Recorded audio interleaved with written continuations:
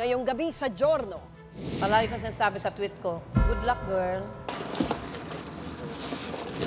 Ating pakinggan ang kwento ng kontrobersyal at palabang talent manager na si Annabel Rama. Isa po kayo sa mga kinatatakutang manager sa showbiz. Hindi ko alam ba't natatakot sila sa akin, napakabait ko naman. Magnanakaw! Nadia Montenegro! Magnanakaw ka! Hayop ka! I don't even know how we can even work together. Matakot ka! Sinungaling ka! Duwag! Ang mababangis na buhaya, salot nga ba o biktima? Mga instances na yung mga mismong kababayan natin na nasa-threaten, sila mismo yung pumapatay dun sa crocodiles. Ang lahat ng yan mapapanood ngayong gabi. Ako po si Lucy Cruz Valdez, ang inyong Giorno. Nakakita ka ng NPA niya, papatayin mo pa siya. 2 known Mangyan leaders were lost. Ano ang estado ng laban ng pamahalaan sa mga pirata? Susunod na mitsa ng giyera, tubig. She has a loyalist following, right? Ano ang tunay na kalagayan ng Philippine Labor Force?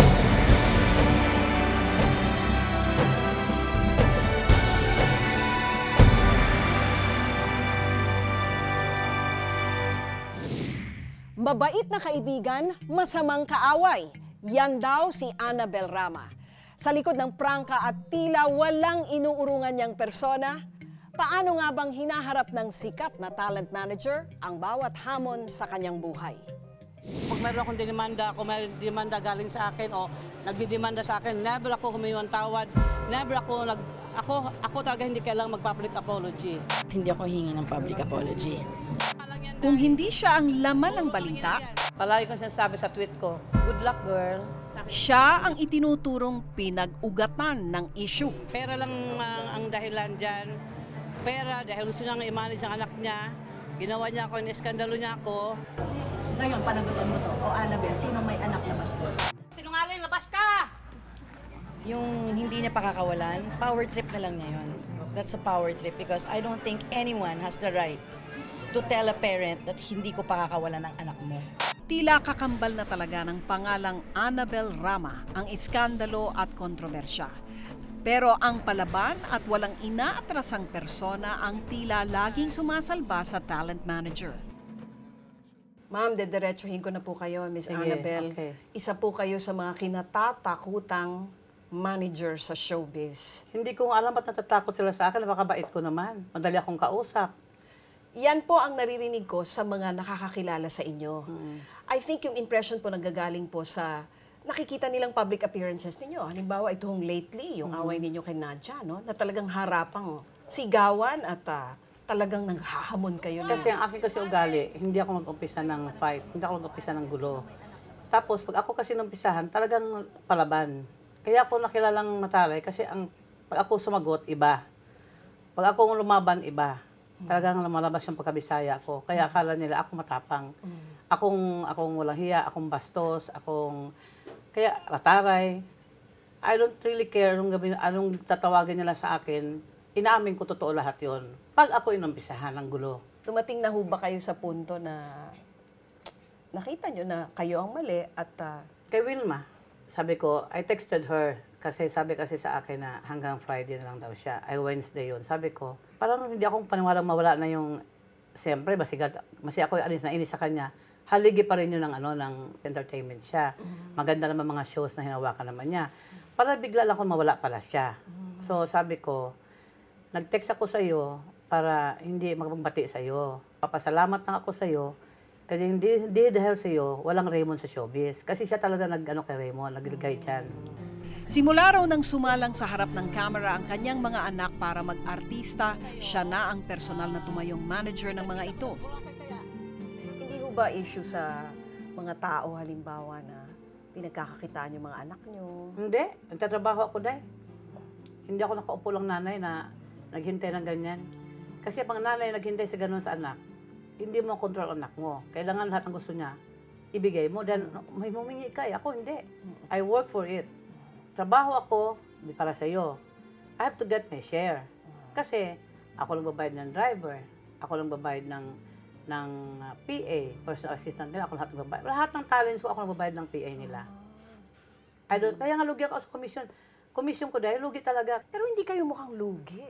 Miss Bakit? Annabel, mukha kayong rich nga. Ay, kailangan mo kang rich dahil. You look like you're making Kasi, a killing from being a manager. Paano ka makapag-deal? Kumuha ka naman lusyang, nalugi na.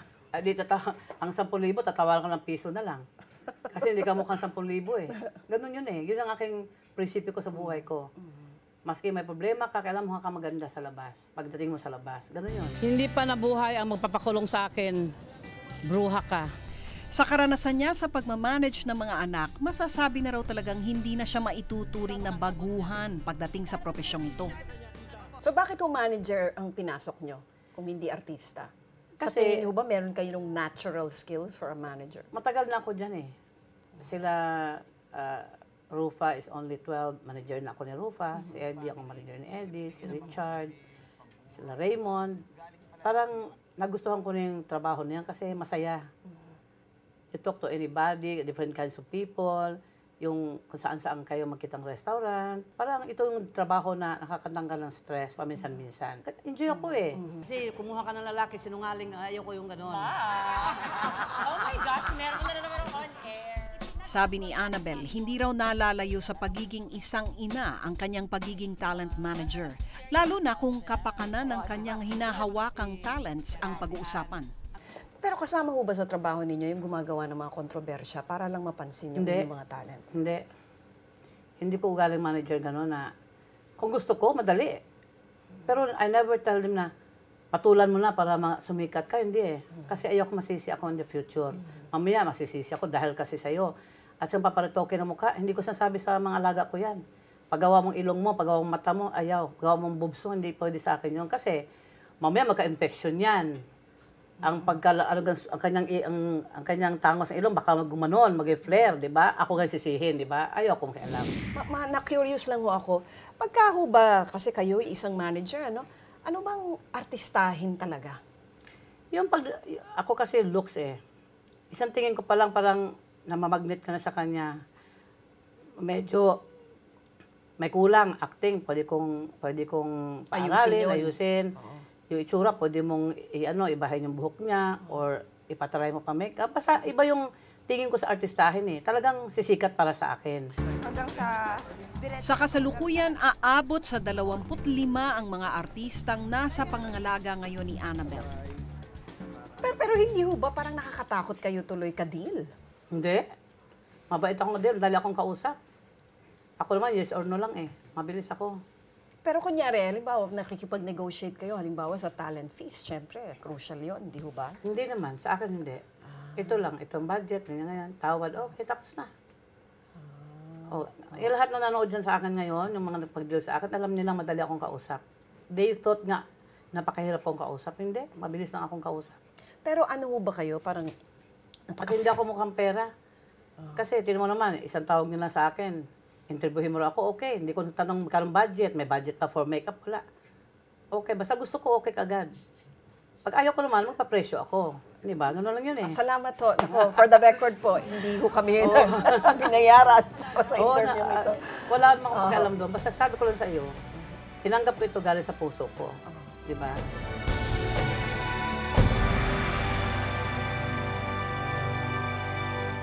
Sanay ako sa demanda eh. Nung araw pa ako nakademanda. Trespassing, libel, physical injury. Sanay na ako dahil. Kulang na ako. Mayroon akong license. Maging lawyer na ako. Alam ko na lahat yan eh.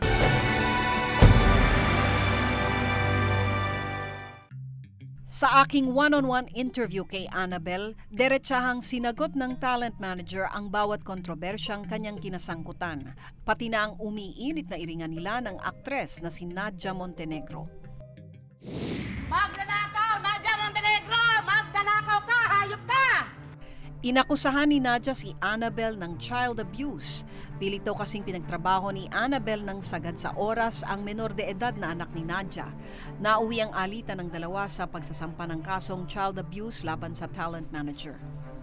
Paano ho nangyari na naging Sabi niya sa akin, alaga niyo yung sabi mga niya sa akin, kasi mga anak niya pa rin din ako sa bahay nila Nadia, mabait naman.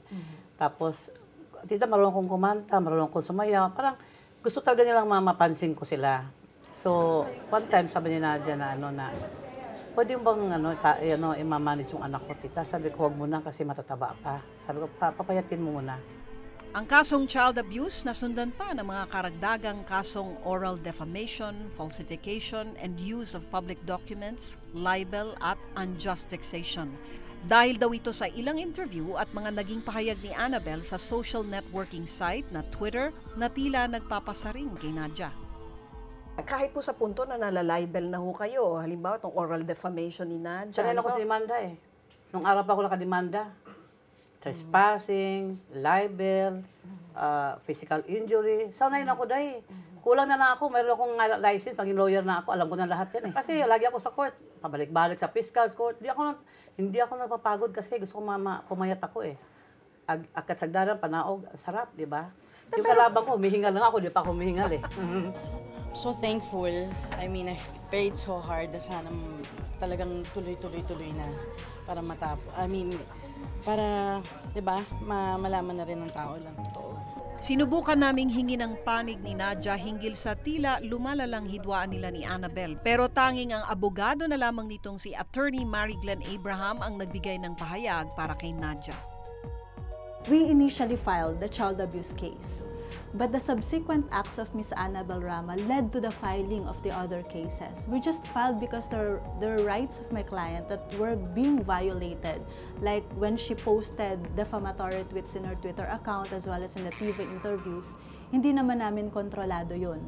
That were acts of Ms. Annabel Rama, so kaya naman kami nag-file ng cases. Now, in the event that Ms. Annabel Rama will not do another subsequent acts that would violate the right of my client, because I'm just here to protect the interest of my client, and there would be no additional cases that will be filed. Meron ho ba kayong kinatatakutan? Parang Ang wala Diyos, kayong kinatatakutan. Takot ako sa Diyos, siyempre. Takot kaya, pag yan magagalit, mahirap na. Sa tingin Kukunin niyo ba, lahat sa'yo. sa tingin niyo ba hindi nagagalit ang Diyos halimbawa sa tuwing naghahamon kayo ng away, halimbawa yung na-televise, no? Hindi, natindihan niya ako. away ninyo ni Nadia. Natindihan niya ako, dahil alam niya mga hindi ako gumawa ng pisa eh. Sinasabi ko lang, iba kasing power ko, ang power ko sa taas ng galing eh. Oo, kasi hindi pa pwedeng ako lang dinasal ko sarili ko, hindi. Dasal ko sarili ko, pamilya ko, lahat ng mga apo ko. Tapos, mga talents ko kasama sa dasal ko yan. Maging successful sila, magkaroon sila magandang project, magkaroon sila ganito-ganyan, tumagal sila sa industriya, ganun yung dasal ko, kasama lahat yan. Pero kung gaano kahirap makabangga ang isang Annabel Rama, ganoon din naman daw siya kasarap maging kakampi. Para sa mga taong malapit sa talent manager, ibang Annabel ang kanilang nakikita sa tuwing siya'y kanilang makakasama. Kahit madaling araw, if there's a problem sa taping, shooting, pwede mo siyang gisingin. Oo. Future son-in-law. Unang future ng mga anak ni Rupa na at least mamahalin man na siya ng lalaki na... Isa siya talagang ulirang ina kasi lahat ginagawa niya para sa mga anak niya. Pinagtatanggol niya, nagkikare siya para sa mga bata, kumbaga kami, sa mga apo niya. And she really makes sure that her family is her priority. Pag naging kaibigan mo yan, or naging kaibigan mo si Annabel Rama, or nakuha mo yung tiwala niya, ang bait-bait niyang tao. So naniniwala ako sa kasabihan na ang taong honest and frank ka, mabuting kaibigan, masamang kaaway. Ito naman talaga, nanalaki siya. Sa kabila ng mga issue at kontrobersyang hinaharap ngayon ni Annabel, dalawang bagay lang daw ang natutunan niya para lalong manatiling matatag sa pinasukang industriya. Ang magtiwala at maging tapat sa trabaho. Nakikita niyo ho ba ang sarili niyo na magre-retire sometime soon? Hindi. Nag-enjoy ako sa trabaho nito eh. Enjoy ako dito, Day. Parang ayoko siyang bitawan kasi that's the only way na pampatanggal ng stress. So at the end of the day, nakakaharap kayo sa Panginoon na clear ang inyong conscience. Oo naman. Ako sa totoo lang. At saka hindi ako magsinungaling sa'yo. Lahat ng sabihin ko sa'yo, huwag mo ikat yan. Okay sa akin yan.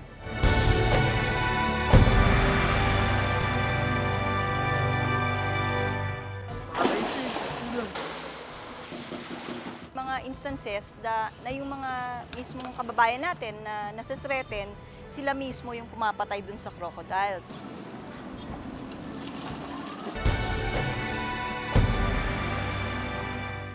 Kinatatakutan hindi lang dahil sa anyo, kundi mas higit sa bangis ng hayop na ito. Pero ang dating pinangingilagan, pinagkakakitaan na raw ngayon. Ang bagong imahe ng mga buwaya, atin ngayong kilatisin. Ang tahimik at liblib na bayan ng Batarasa sa Palawan, binulabog ng mga dambuhalang balita.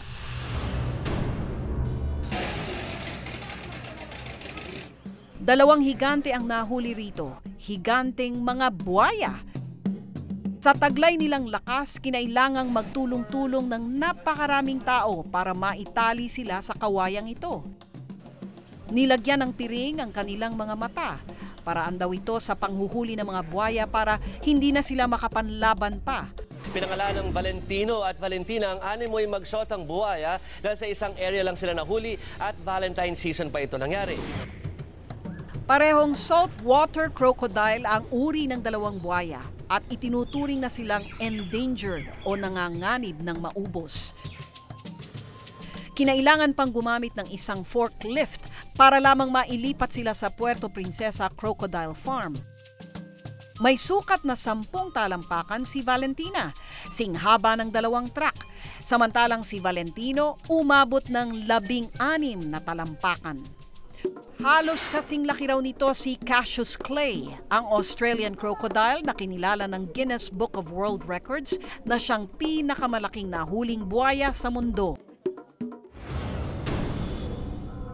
Ngunit nito lang Nobyembre, posibleng mabura ang record na ito ni Lolong, ang buwayang nahuli sa Agusan Marsh. Kung kikilalanin na ng Guinness ang haba nitong mahigit sa 20 talampakan. Kinakailangan pa raw kasing maghintay ng 6 na buwan bago ideklara si Lolong bilang world's largest crocodile in captivity. Ayon kay Mundita Lim, direktor ng Ninoy Aquino Parks and Wildlife Bureau, mas makakabuti raw kung ilalagay sa conservation centers ang mga buwayang nahuhuli para mapangalagaan at maiwasang maging peligro sa tao.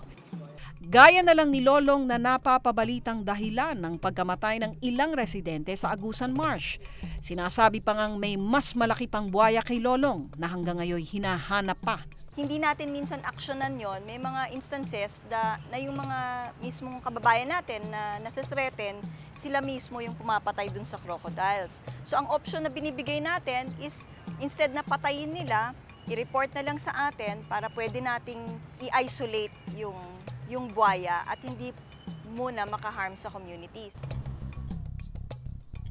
Ang Palawan Wildlife Rescue and Conservation Center sa Puerto Princesa ang isa sa mga aktibong organisasyon na nangangalaga sa kapakanan ng mga buwaya at iba pang klase ng mga hayop. Nasa pangangalaga na ngayon ng center sina Valentino at Valentina. Maila pa rin at nakalubog lang sa ilalim ng tubig ang mga buwaya dahil daw ito sa stress na kanilang dinanas noong sila ay nahuli.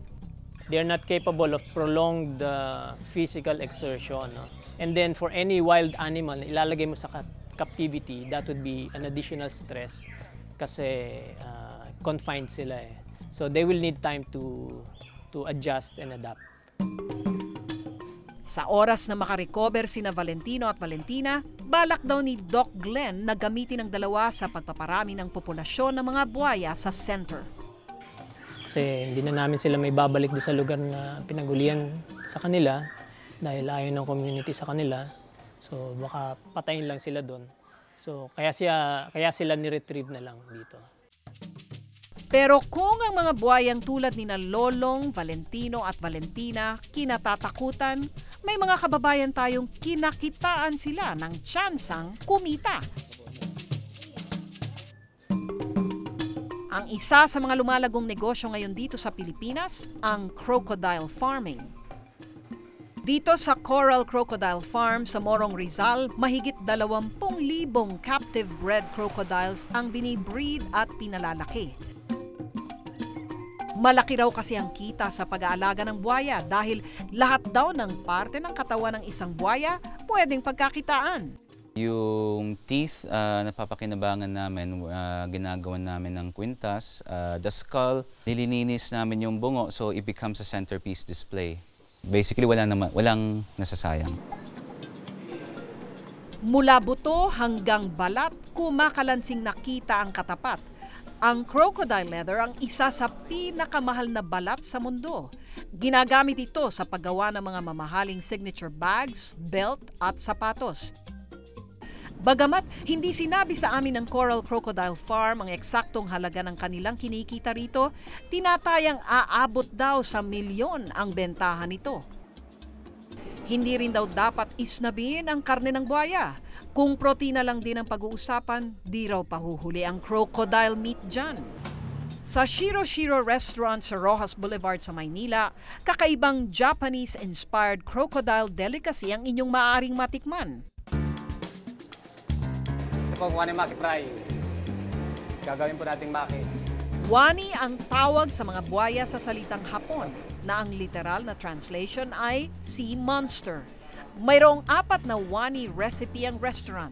Ang wani maki o inirolyong Japanese rice na pinalamanan ng piniritong crocodile meat at iba pang sangkap gaya ng hinog na mangga, pipino at fish roe o itlog ng isda.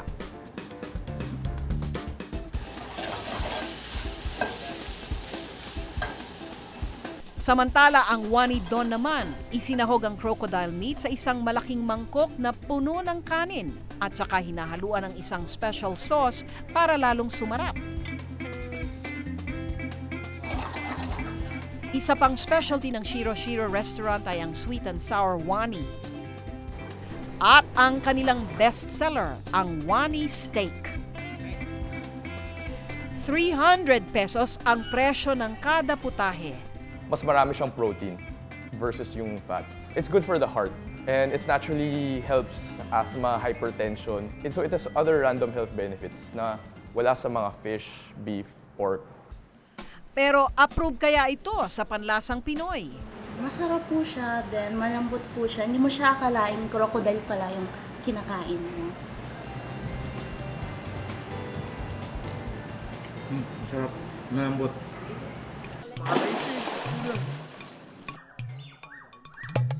Ayon sa People for the Ethical Treatment of Animals o PETA, dapat daw ipagbawal hindi lang ang paghuli, kundi pati maging ang pagtangkilik sa mga produktong gawa mula sa mga buhaya. In our opinion, animals were not meant to be used for human consumption or for any kind of human use. The fact that Valentino and Valentina have been moved into this so-called conservation center where they're actually slaughtered for these industries is a farce, it's a joke. There are far too many crocodiles in that farm to begin with. Pero ayon sa Philippine Council for Sustainable Development o PCSD, sakop ng tinatawag na sustainable development ang paggamit sa mga buhaya at iba pang mga hayop na maaaring gamitin bilang pangkabuhayan. We understand the point of conservation and protection, and in fact, we are for it also. Pero we also have to understand the fact that kailangang mabuhay ng tao gamit yung kalikasan din.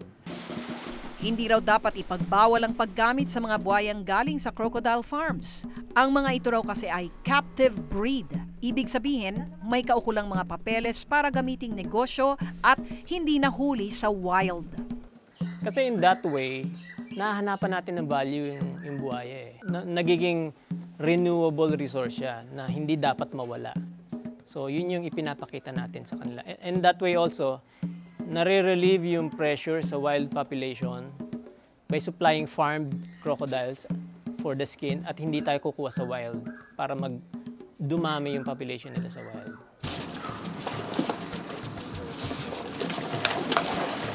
Ang nooy kinatatakutan, ngayoy pinagkakakitaan. Pero dapat tandaan, hindi dapat abusuhin ang biyayang binibigay ng kalikasan. Dahil kahit pa anong bangis ng mga buhayang ito, wala silang laban kung hindi natin sila maayos na pangangalagaan.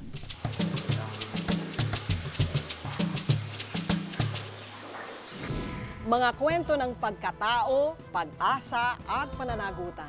Sana'y nakapagbigay kami ng ilang mga sagot sa inyong mga katanungan. Hanggang sa susunod na Martes, ako po si Lucy Cruz Valdez, ang inyong Giorno. Magandang gabi po sa inyong lahat.